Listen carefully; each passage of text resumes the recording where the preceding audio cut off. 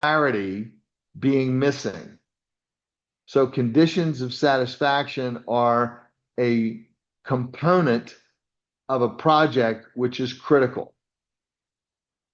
After conditions of satisfaction generally come milestones.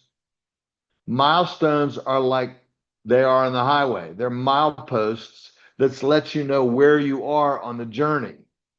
So how long is the journey? Well, the journey's 12 months long. So where will you be in 6 months on this journey that lets you know you're on track to achieve? And you say, well, I don't know how to do that. How do I know where I'm going to be in 6 months? You don't. That's the whole point. But you can look at a 6 month milestone and you can make a decision whether you are on track or you're behind or you're even ahead of the way you set it.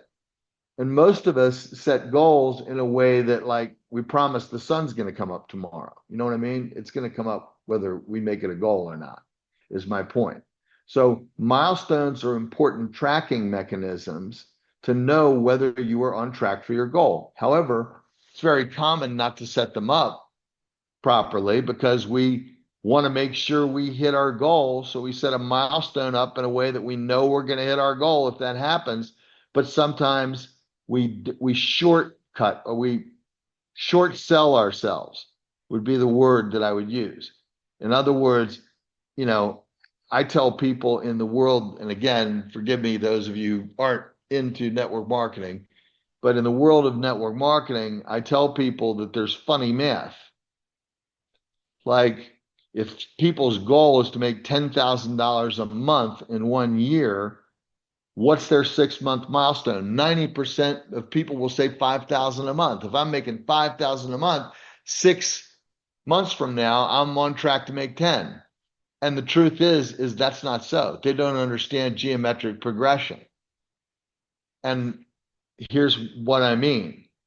If you see how to produce, if you make it one of your goals or conditions of satisfaction to be earning $2,000 a month in 6 months residually by building a team of 5 people, and at 6 months you hit that goal, guess what? You're on track for 10. Do you know why? Because now you have the distinction you didn't have when you started the project, which is 5 people on a team all working towards their own goal. I would assume that their goal is somewhere along the lines of yours. Probably people don't set goals to hit $2,000 in a year. So they have a goal similar to yours. Maybe it's not as big. Maybe it's 5, maybe it's bigger, maybe it's 20. But if you know for certain how you got to $2,000 a month in 6 months, you had a team in place of 5, you knew what they were doing each month, how much they were producing, and that combined production earned you $2,000 a month. Then if you show each one of them how to get there in 6 months, why would it take them longer than it took you? They're farther along than you were when you started.